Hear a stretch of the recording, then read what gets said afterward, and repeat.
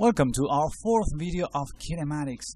Previously we have seen displacement, which is equal to final position minus initial position. Velocity, which is equal to final position minus initial position divided by the time. And acceleration, which is equal to final velocity minus initial velocity divided by the time. But today we're going to go on with the topic motion equations for constant acceleration in one dimension. So is there more, or are there more formulae here? Well, let's have a look at this, because in the future we will work with plenty of exercises that will involve people or objects moving. And these kind of exercises are quite interesting because sometimes they're gonna give you information and sometimes they won't give you information. That information must be found by us. Well, the tools that we have for that are the formulae. So there we have it. And here I must say that every single time that you try to solve one exercise, you must ask yourself if it's a problem where the velocity is constant, or is it a problem where the velocity changes. That means that there is acceleration. So, well, here I have an example ready for you to see how can we use the formulae. My advice is that you see them as tools that, well, for every situation you ask to the formulae, hey formula, can you help me with this exercise, and what information you have, what information you don't have, in order to solve and find the missing information. And there we have it. This exercise is taken from the book College Physics, and it says, in a slap shot, a hockey player accelerates the puck from a velocity of 8 meters per second to 40 meters per second in the same direction. If this shot takes 3.3 times 10 to the minus 2 seconds, calculate the distance over which the puck accelerates. So, well, first of all, let's try to identify the data that we have. And as you can see here, we have an initial velocity of 8 meters per second.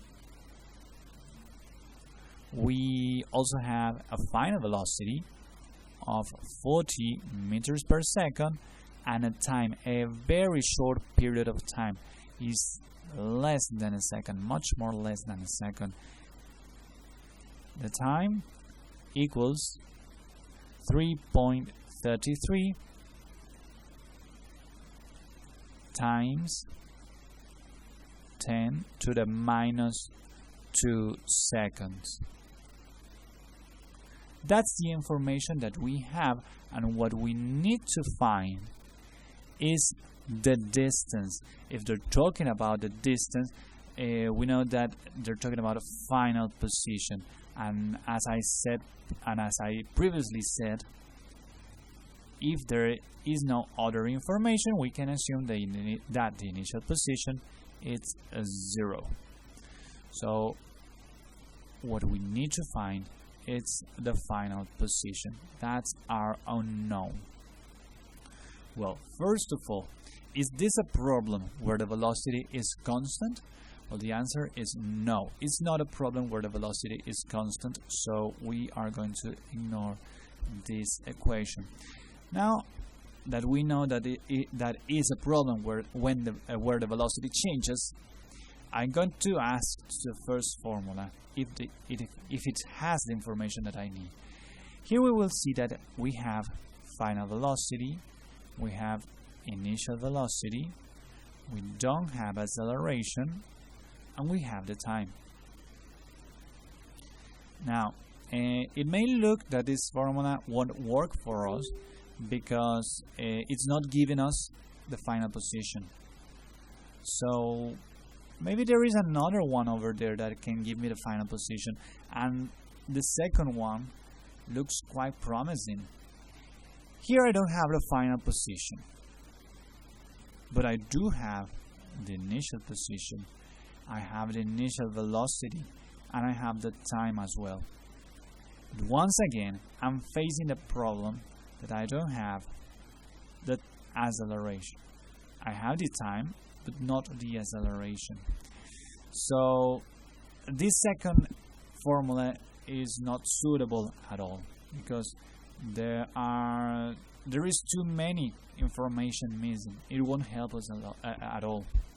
What about a last formula? Maybe it can be helpful, but if you take a quickly look at it, you will see that you have the final velocity, initial velocity. That once again we don't have acceleration. We have we don't have final position, and we don't have initial velocity.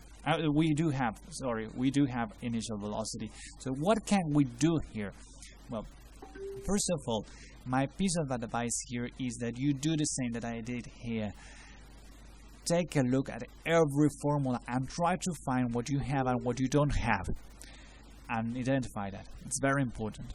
Okay, if you see something really interesting here, the second and the third formula have too many missing information, but the first formula, it's only lacking of one thing, that is the acceleration. So if we isolate the acceleration from there, we can use it in the second formula or in the third formula. So let's try to use the second formula that says final velocity equals initial velocity plus acceleration times the time.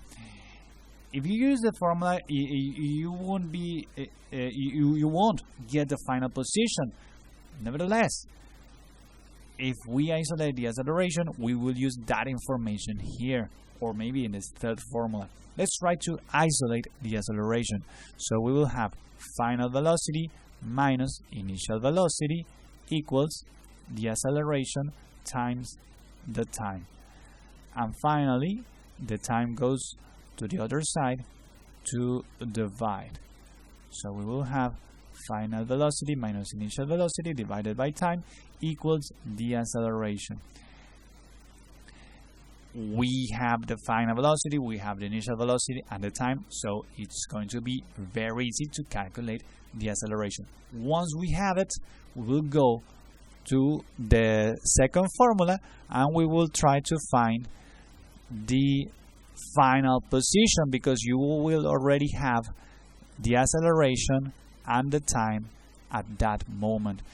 You can also use the third formula if you will, but it will be a little more complicated here because you will have to isolate the final position. You can do it if you want to, but it's easier the second formula. So every single time that you have to solve one of these exercises, start asking to the formulae.